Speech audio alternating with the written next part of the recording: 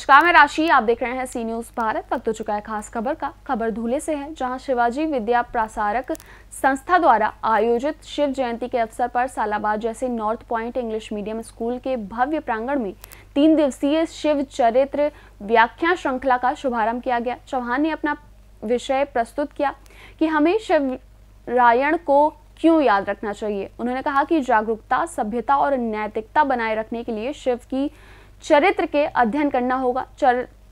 छत्रपति शिवाजी महाराज अपने शहीदों के परिवारों को नहीं भूलते थे और भाई की हालत उनकी देखभाल करते थे और उन्हें जरूरत की चीजें मुहैया कराते थे। मुख्य व्याख्यान से पहले संस्था द्वारा आयोजित स्कूल स्तरीय व्युक्ति प्रतियोगिता में प्राथमिक समूह में विजेता छात्रों को सम्मानित किया गया। व्याख्यान के उद्घाटन के अवसर पर मुख्य अतिथि के रूप में संस्थान के उपाध्यक्ष धुले जिले पुलिस अधीक्षक श्रीकांत जी धीवरे और रेजिडेंट डिप्टी कलेक्टर नितिन गाडके ने अध्यक्षता की। वहीं छत्रपति शिवाजी महाराज की छवि का पूजन और माल्यार्पण कर गणमान्य व्यक्तियों का सम्मान किया गया। गणमान्य व्यक्तियों को सम्मानित करने के लिए जवाहर शिक्षा प्रसारण संस्था के अध्यक्ष भगवान अप्पा गार्डे, संस्थान के प्रशासनिक अधिकारी प्रमोद भाऊ पाटिल, उपाध्यक्ष प्रफुल्ल बाबू सिडोडके को सम्मानित किया गया, जबकि व्याख्यात नीलेश चौहान को कार्यक्रम अध्यक्ष डॉक्टर एसटी पाटिल ने सम्मानित किया। पंकज चतुर कि न यात्रा अच्छी है न ट्रेन के भीतर की परिस्थिति, न यात्रा अच्छी है न ट्रेन के भीतर की परिस्थिति, लेकिन गाड़ी नंबर और गाड़ी के आने और जाने के समय की सूचना देती तुम्हारी आवाज अच्छी है, कुछ चीजें अब भी अच्छी है।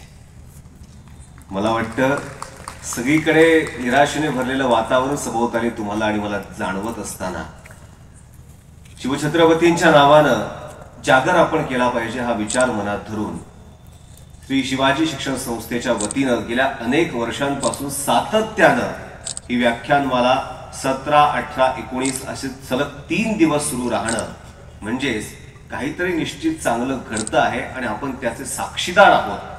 तुम्हाला आणि मला अधिकारच नाही, तर त्या इतिहासाची पारायण करून तो स्वीकारून स्वाभिमानी होऊनच इतिहासाबद्दल अभिमानी होण्यामध्ये अर्थ आहे। पाठीवरचा इतिहास पुसला जाऊ शकतो, कागदावरचा इतिहास फाडला जाऊ शकतो, पण इथल्या सगळ्या माणसांच्या काळजावरती छत्रपतींच्या पराक्रमाचा जो इतिहास कोरला गेला आहे तो कधीच मिटवला जाऊ शकत नाही।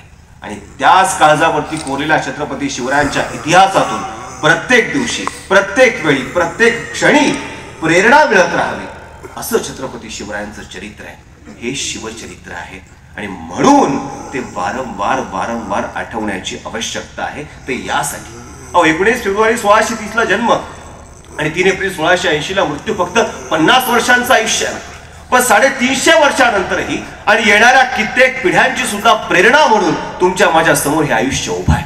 तुमच्या माझ्या अंतःकरणामध्ये हे आयुष्य उजळून निघालंय।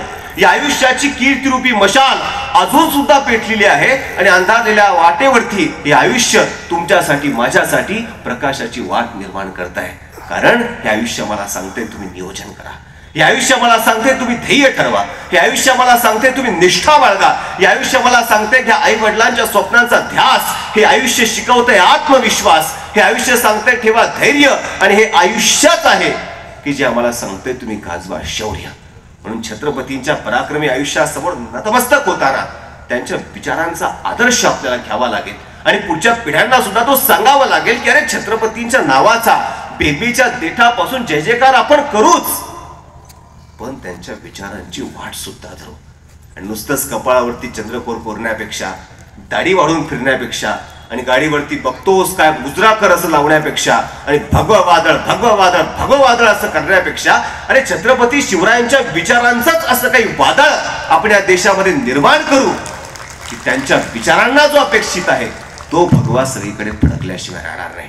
महाराष्ट्र धूले से सी न्यूज़ संवाददाता नीलेश पारदेशी की रिपोर्ट। फिलहाल इस खास खबर में बस इतना ही। देश और दुनिया की बाकी खबरों के लिए आप देखते रहिए सी न्यूज़ भारत।